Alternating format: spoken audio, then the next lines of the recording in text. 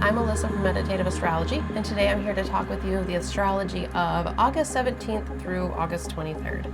We have a few things to talk about this week. The moon moves into the sign of Virgo, so happy birthday to all of you Virgo suns. We have a new moon at the end of the week, so we're going to talk about all of that. Before we do, I want to give you a reminder and an invitation to subscribe to the channel if you haven't already. That way you don't miss anything that we have going on around here, and it helps others to find us. You won't miss the weekly videos that we have, like this one that come out every Saturday, and you won't miss the live weekly astrological meditations that we have streamed right here to YouTube. So those are live streamed Sunday nights, 8:30 p.m. Eastern Time. So I invite you to join us there in that space after watching this weekly video this week and any week hereafter. Part of my goal here is to give us a well-rounded way to create relationships with the energies, to really lean into the astrology, to look at it at a full picture, as well as finding ways that we can utilize it, lean into it, see where it plays within our lives. This process that we have through Friday, Saturday, Sunday prepares you for the week ahead. It allows you to bring the astrology energies personally into your own sphere, into your own life, and contemplate how they may interact with what you have coming up this week. And then, as other things come up, you can, the astrology about it, and then it just kind of brings another level, another layer to everything. So yeah, like, follow, subscribe on all of the things. Those weekly intentions are released Fridays on our social media pages, so Instagram and Facebook. You will find those there, as well as meditativeastrology.com. That's the hub for all of the things. So let's go ahead and get into this week here. We're going to start out the week by reviewing an aspect that we talked about in last week's video. So if you missed last week's video, go back and check that out, where we talked about Mercury and Mars sextiling each other. Last week we had Mercury and Mars coming together at 4 degrees. They separated just a couple degrees, and then based on their speeds, they're coming back together. So this aspect actually goes exact twice. Once last week, and then starting out this week on Sunday. So revisit last week's, this energy we have, and I mentioned this last week too, until through the rest of this week. So it's like a week and a half span where we have this Mercury-Mars sextile. It's subtle, flowing, helpful energy. Our mind and our actions may be in sync, and may be working together. It can be passionate yet diplomatic, looking at the signs that the two planets are in. Mercury's in the sign of Leo, and Mars is in the sign of Libra. It's a long period of productiveness, and productiveness could just be Mercury helping Mars, that is debilitated in the sign of Libra, finding its way through. That's still productive. It could be us moving in very agile ways and performing very well and being able to complete whatever task that we have. Mental power, mental strength. Again, it can be subtle, so it can be the type of thing that you don't necessarily notice until afterwards, or you just realize that things are flowing really, really well. So that's what we have on Sunday. And then we're going to have a couple days of following the moon around here. So I'm just going to go ahead and throw that out. We move into Monday with that Gemini moon. The moon will move into the sign of Cancer in the afternoon and make a square to Saturn and Neptune in the sign of Aries. But other than that, just following the moon around. So then moving forward to Tuesday, August 19th. And we have that Cancer moon all day. So squaring Mars, conjoining Jupiter. Cancer moon is going to take us right into Wednesday, August 20th. We have a couple lunar aspects here that day. The moon will move into the sign of Leo, but other than that, again, following the moon around. Thursday, Leo moon. So then we're going to move from Thursday right into Friday. Friday, we have that Leo moon as well, but this is where the sun is going to move into the sign of Virgo. So happy birthday, all of you Virgo suns. I hope you have a great birthday month. So it moves into the sign of Virgo around 4:30 p.m. Eastern time, so you'll have to translate. All of our times are always Eastern time zones here, so you'll have to translate to your own time zone if you live elsewhere. So the sun entering Virgo is having the sun moving towards a conjunction with the south node. So this is going to start to put us towards eclipse season. Now our new moon comes through tomorrow, Saturday. So really this is the entrance into eclipse season, because we have we have the new moon and the lunar cycle starting that includes the lunar eclipse that we have here. So understanding the sign of Virgo and understanding what that means for the sun in the sign of Virgo, it can amplify all of these Virgoian traits that we have for all of us, as well as amplify or light up the Virgo area in our chart. So check out what house Virgo occupies within your own birth chart. So within Virgo, there is this understanding that the strength of the sun doesn't last forever. It's a place where within the solar story of the astrological year, really, if you look at the zodiac wheel and if you look at the process from the sign of Aries all the way through the sign of Pisces and then starting again in a cycle, really it's a story of the light and the dark interplay of the sun. So really it's about the birth and the growing and the waxing and the waning of the sun here. The place of Virgo is a place where we're getting ready to facilitate the handover from the light half of the year to the dark half of the year. 0 degrees of Libra, the next sign over, is where we start to enter the dark half of the year. So this understanding that even though the sun is strong, it does not last forever. It's the place in the astrological year where light is decreasing faster and faster by the day.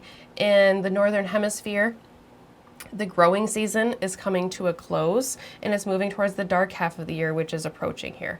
Soon in the Northern Hemisphere, it will be time for the harvest, and then there's a judgment of how well you're prepared for the less abundant time, right? So, we grow our gardens in the summertime, and then we harvest, and then we prepare our foods. We can them, we process them, so that way we can get through the cold, harsh winter where things are not growing quite as fertily in the dark half of the year, perhaps. So this is the basis of the sign of Virgo and all of the significations, all of the traits that we get within the sign of Virgo.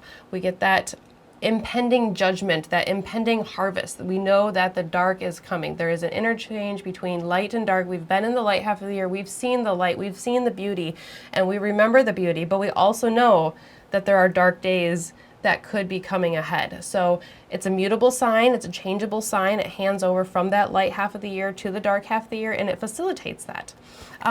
So rooted in the understanding that nothing is permanent, that brings us back to the mutable sign, especially of Mercury, which is the most changeable the most changeable planet within our solar system. So then we start to get some of the traits from this understanding. We get service. We get preparation. We get organization. We might possibly get anxiety. We might possibly get fear that could be coming in. We get this idea of like pleasing everybody or pleasing nobody at the same time. And all of this comes from this understanding that we've been in the light, but we could be moving towards the dark as well. So we may need to fend for ourselves. We may need to worry about our own energies and what our own inner workings and the things that we have versus others. You can think of the Virgin archetype that goes along with the sign of Virgo here, of not necessarily belonging to anybody, but just belonging to yourself and being able to care for yourself. But you also get service. So Virgo is a feminine sign, so it likes to give. There is a receptive energy to others, right? So there's a giving, and there's a somewhat of a nurturing energy that could be in here. So we could be of service to others. Let me help you get through this dark time. Let me share my abundance with you, and then we can move forward through the dark energy. We get preparation. The harvest is coming. Let's make sure that our plants are, thriving well, and let's make sure that, we have all of the supplies that we need for canning. Do we have enough mason jars? Do we have enough lids? Do we need to go buy new lids? Are they old? Are they going to seal? That type of thing. Do we have all the spices? Are they in date, right? Like all of those type of things. You can take this story of the gardening of, the Northern Hemisphere, and then you can you can apply that to any topic within your life, symbolically through that growing and that preparation process that happens within just about anything, right? Organization. We need, if we're going to be harvesting soon, we need to make sure we have our ducks in a row, right? We need to make sure we have enough bowls or enough baskets or bins or whatever we're going to collect our things in. We have to have a proper way to store them. We have to be organized and prepared. I know that the times I do a little bit of gardening, nothing extreme, but the times that I am prepared for the preparation and preserving the food, it goes much better than the times where I just go out to the garden and I just pick things on a whim and then I put them inside the house, and then I have to try to decide to set aside time to take care of that. So that organization. All of these type of traits can lead to the fears, to the anxieties, to the hesitations, to the fears of like, what if there's not enough? The anxieties of what if I haven't prepared enough? What if I haven't served enough? What if I haven't organized enough? What if I haven't been helpful enough, right?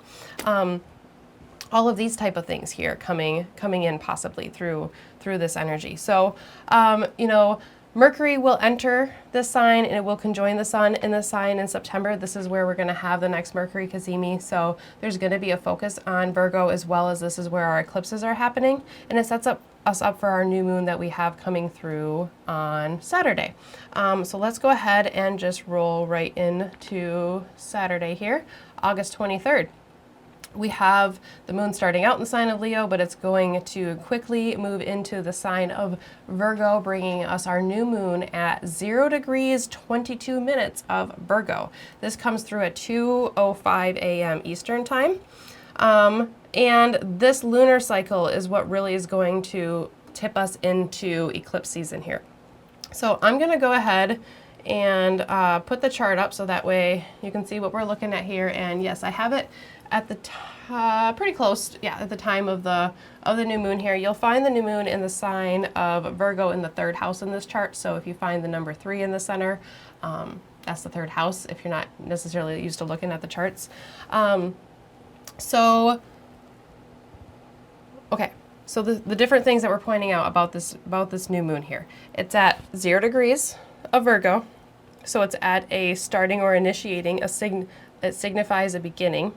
And it's also in square to Uranus in the sign of Gemini. It's interesting to note that Mercury, which has just recently went through a retrograde and is now moving forward, is ruling both the sign where the new moon is of Virgo as well as where Uranus is, so in the sign of Gemini. So there could be a very mercurial and shifty feel to this. There could be little pieces of information, little bits coming through here, things that help us move forward, whatever. It could have something to do with what has been brought up within the recent Mercury retrograde cycle, just by the nature of the relationship here. So 0 degrees, a 0 degree new moon signifies a beginning. Any aspect that we have, any planet that we have in our natal chart as 0 degrees. I like to think of it as like it's an entrance point, right? It's the 1st degree of the sign. So this is where we enter into the Virgo energy. This is where we enter into the house where we find Virgo within our chart. So there's a beginning or an entering energy here.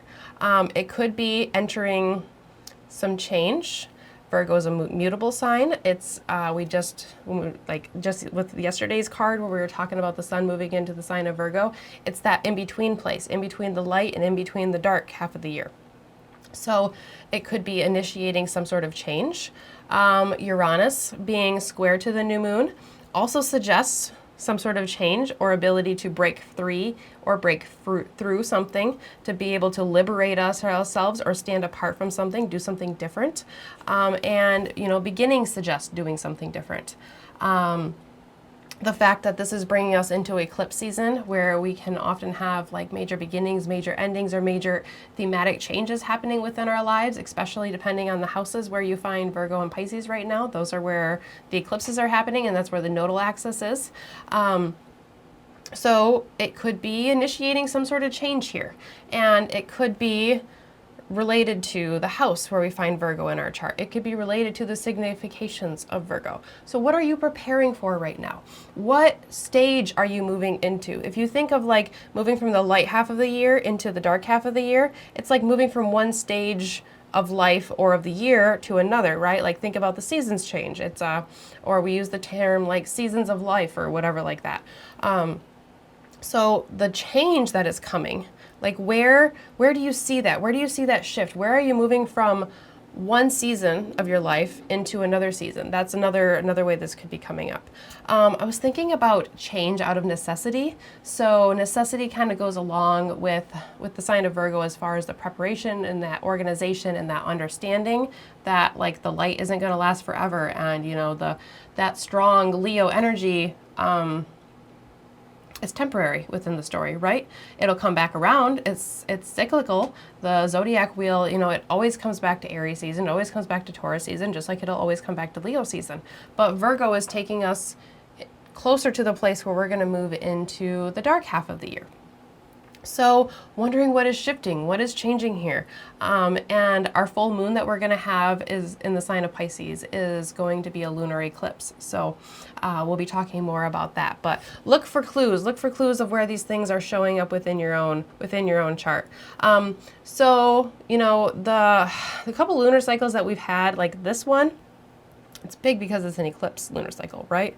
But it has some powerful significations too.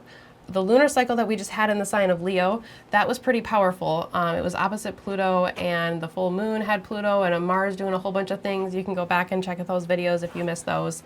But I'm looking at change. I'm looking at process-oriented change and, you know, being able to find our way through a process, find our way through a new process. So whatever the gardening process is that you're going through right now here, think about where you can step outside the box. Think about where you can initiate something different, new, you know, change, whether it's out of necessity or out of desire or just out of wanting to do something a little bit different. Yeah, so that's what we have going on for this week. I hope this new moon is lovely to everybody. I hope everybody has an absolutely lovely week. If you've made it through this video all the way so far and you haven't already subscribed to the channel, you might as well subscribe to the channel so that way you don't miss the next video. And then I invite you to join us at our live astrological meditation, Sunday night, 8:30 p.m. Eastern Time. I'll see you there, and I'll see you back here next week for our next weekly video. Take care and have a great week, everybody.